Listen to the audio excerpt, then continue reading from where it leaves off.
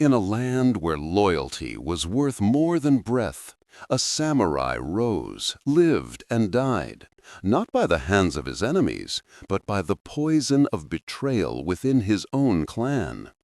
Yet his shadow, darker and longer than death, still walks the mountain pass where his blood was spilled. The Last Oath of Hayashi Renji, written by Second Hogo. Don't forget to subscribe. In the land where mountains touch the sky like solemn witnesses of eternity, and rivers carve their patient hymns into the stones, there lived a man bound by iron and silence. His name was Hayashi Renji. To speak it aloud was to summon the image of a warrior who had endured storms, not merely of the heavens, but of the heart. He was born in the shadow of pines that bent beneath the winter snow, in a hamlet forgotten by maps, yet carved into memory by suffering. His childhood was not painted in colors of gentleness. It was sharpened by hunger, by the harsh cry of crows circling fields too poor to yield grain, by the trembling hands of a mother who stitched torn garments with eyes red from night-long prayers. From these crucibles of poverty emerged not weakness, but steel. Renji's earliest lessons were not taught with words, but with silence. His father, a nameless soldier whose bones lay unmarked upon some distant battlefield, left him only a rusted blade, a symbol rather than a weapon. That relic was heavier than any treasure. It whispered that honor was not given, but seized through endurance. And so the boy held it at night, imagining that one day his breath, his heartbeat, his very soul would echo through steel, and his name would no longer be carried like dust on the wind, but engraved upon the world. When the boy grew into a youth, his path led him to the house of arms. There, masters clothed in stern silence molded him as if he were raw iron. He bled upon the floor of the dojo until the wood itself seemed to drink his resolve. He rose before dawn, his hands blistered, his stomach empty, his spirit unyielding. He struck the air with his wooden sword 1,000 times, not to defeat an opponent, but to defeat the weakness lurking within. The seasons turned. Snow fell and melted, blossoms opened and perished. With each cycle, Renji's blade grew surer, his eyes steadier, his voice quieter. He did not learn only the art of killing, but the poetry of restraint. A true samurai's worth, his masters told him, was not in how swiftly he could sever life, but in how long he could carry the burden of sparing it. It was in his 20th year that destiny drew him to the banners of Lord Arakawa, the daimyo whose name thundered across provinces like a war drum. Arakawa was feared as much as he was obeyed, and to stand in his presence was to feel the weight of centuries pressing upon one's shoulders. Renji, in his modest armor, bowed low, offering not only his blade, but the marrow of his existence. He became more than a soldier. He became the hand that struck when the Lord commanded, the shield that broke before danger touched his master. His sword carved open paths through enemy ranks. His steadfastness turned tides of despair into victory. The fields where he fought drank blood, yet his spirit remained untainted by arrogance. He did not boast of his triumphs. He bowed to the silence of the fallen, whether friend or foe. Among soldiers, his name rose like a beacon. They whispered of his courage by the fire, spoke of his fairness when loot was divided, and prayed that his shadow would fall across their ranks in the fury of battle. He was not merely a warrior. He was a promise that loyalty still had a shape, that in a world where betrayal was as common as breath, One man still bore the weight of devotion without fracture. Yet, even as he stood tall in the eyes of the many, in the corridors of power, envy began its slow, venomous work. Saito Masanori, the chief counselor to Lord Arakawa, watched Renji's rise with a gaze as cold as winter's edge. Saito was a man who smiled with his lips, but not with his soul. A man who turned whispers into chains and suspicion into daggers. To him, Renji was not a shield of honor, but a threat, a shadow too long cast upon his schemes. And so the seeds of treachery, though invisible, had already been sown. The ground awaited only blood to nourish them. The autumn that sealed Renji's fate came with skies bruised in purple and clouds swollen like grief too long withheld. The air itself seemed to tremble with omens, though men, absorbed in their quarrels and their hungers, seldom hear what the earth whispers. Within the fortress of Lord Arakawa, stone walls rose like frozen thunder, indifferent to the lives they enclosed. In the dim-lit chambers, beneath banners of faded glory, plots coiled like serpents. Saito Masanori, ever silent, ever watchful, spread his venom with the patience of a spider weaving its web. He whispered to the Lord that Renji's honor was ambition in disguise, that his loyalty was but a mask hiding the restless hunger of power. He spoke not in accusations, but in doubts, letting suspicion bloom like mold in the damp corners of the daimyo's heart. And Arakawa, weary with years of war, heavy with mistrust, listened. He who once leaned upon Renji's strength began to see shadows where none had been. One night, as rain slashed the paper windows of the keep, Renji was summoned. The order was simple, cloaked in urgency. A hostile force has settled in the mountain pass. Take a company, strike them before dawn, and open the way for our army. Renji bowed. He questioned nothing. For a samurai, obedience is not weighed against reason, it is weighed against duty. Before leaving, he walked the silent corridors where lanterns burned like weary stars. He paused before the shrine of his ancestors, placed his hand upon the sword that bore his family's bloodline, and whispered, "May my shadow never shame your memory." The march to the mountains was long and burdened with silence.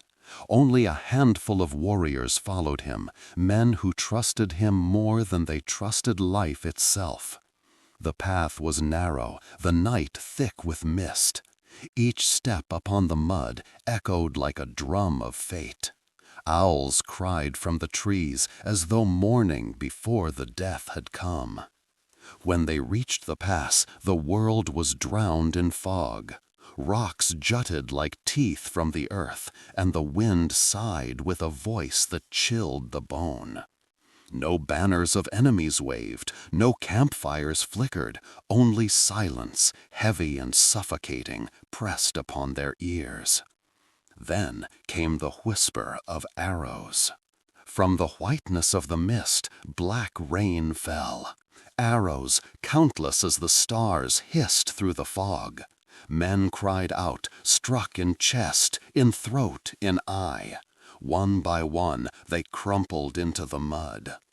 Renji's heart froze, not in fear, but in recognition. The arrows bore the fletching of his own clan. His enemies were his brothers. His death had not been commanded by foreign steel, but by the very hand he had sworn to serve. He roared into the storm. "Saito, your poison has reached this pass, but hear me. The steel of Hayashi does not bow to treachery."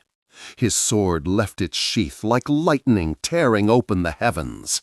In the swirl of fog, he became a storm of his own, each stroke cleaving armor, severing breath. Warriors fell around him, their blood mingling with the rain. His body was pierced by arrows, his armor shattered, yet his spirit burned fiercer with each wound. The night became a chaos of screams and steel. His companions lay silent, corpses cradled by the mud. Alone he stood, a single man against a flood of betrayal. And yet he fought, not for victory, which he knew was denied him, but for truth, which no blade, however sharp, could erase. At last his knees struck the earth. The sword, heavy with the weight of generations, slipped, but he caught it, planting its blade deep into the ground. He knelt, not in surrender, but in defiance, his hand clasped around the hilt, blood mingling with the rain, face lifted to the heavens. The enemy dared not approach, for in that moment he was no longer man, but monument. With his final breath, he whispered, "Strike me down, but know this, shadows walk longer than men. My shadow will outlive your treachery." The mist closed in. His eyes, still open, held the reflection of the storm above. At dawn, when the clouds tore apart and the sun touched the pass, soldiers came upon the scene. They found Renji still upon his knees, his hand fused to the hilt, his body lifeless yet unbent, as though death itself had not dared to topple him. His enemies had withdrawn, leaving only silence and the smell of iron. The tale spread. Farmers in villages whispered of the samurai who died standing. Mothers told their children of the warrior whose spirit refused the ground. And somewhere within the fortress, Saito Masanori smiled in secret, believing the shadow of Renji extinguished. But shadows do not perish with the body. They wait. They linger. They haunt. The mountain pass where Renji fell did not forget him. Seasons came and went. Snow clothed the stones in silence. Spring poured blossoms into the cracks. Autumn drenched the earth in crimson leaves. Yet still the villagers whispered. At night, when mist crept low and rain pattered upon the rocks, one could hear the faint ring of steel being drawn, or see a shadow kneeling, unmoved, with a sword burning dimly in the fog. The fortress of Lord Arakawa endured for a few years longer, but it endured without spirit. For loyalty, once betrayed, rots not the betrayed, but the betrayer. The men who had once followed Renji now served with doubt gnawing at their marrow. They obeyed orders, but without fire. They raised banners, but without pride. A house that has traded honor for fear is already crumbling, though its walls may still stand. Saito Masanori, in his triumph, walked the halls as though he were master, his robes perfumed, his lips sweetened by victory. Yet even he could not silence the murmurs. Servants crossed themselves when they passed him. Soldiers spat when his shadow stretched before them. The people whispered, "He killed the man who was the soul of our swords." It was said that in his dreams Saito awoke drenched in sweat, for always he saw the same vision. A kneeling figure, drenched in rain, hand locked to the hilt of a sword, eyes unclosing, unyielding, watching him across eternity. No matter how many lanterns he lit, the dream was darker than fire could pierce. Years turned, and rebellion rose like floodwaters.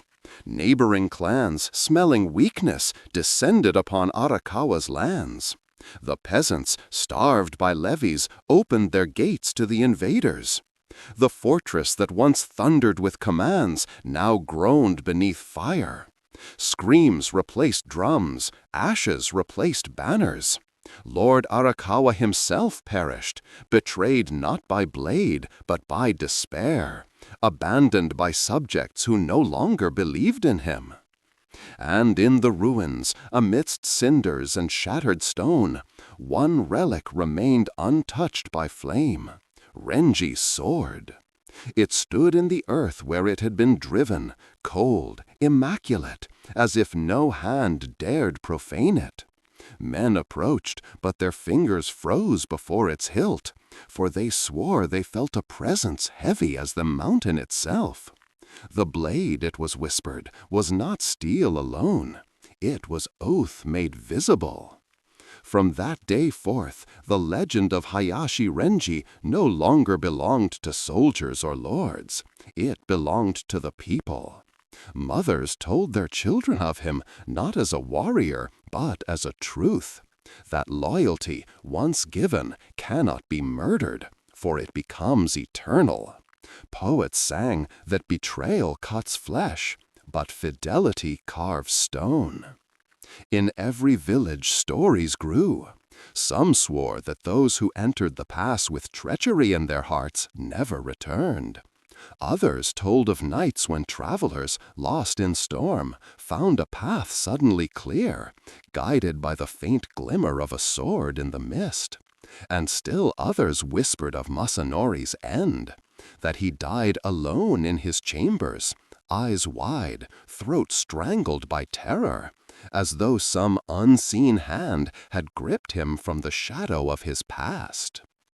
But beyond tales, beyond rumor, there remained the truth engraved into the marrow of a people. Hayashi Renji had not been erased. He had become something greater than flesh, greater than victory. He was remembrance itself. For what is a man? He is breath, fleeting as smoke. But what is honor? It is stone, unyielding, unmoved by time. The body perishes, the name may fade, but the deed, once carved upon eternity, remains like mountains. And thus upon nights when thunder rolls across the peaks and the fog coils thick in the valleys, the spirit of Renji seems to rise again, not as ghost, not as phantom, but as the echo of fidelity, still kneeling, still grasping the hilt, still unbroken. In him, the people saw their own sorrow, their own endurance, their own hunger for a world where truth is not so easily sold. And so his story endured, long after the stones of castles crumbled, long after banners turned to dust.